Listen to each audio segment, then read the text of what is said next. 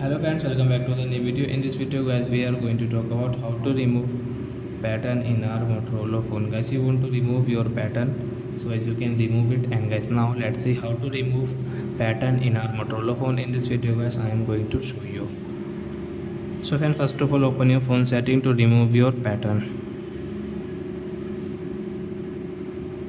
Here guys, this green guys, security setting guys, this lock, tap here, screen lock, draw your pattern bands.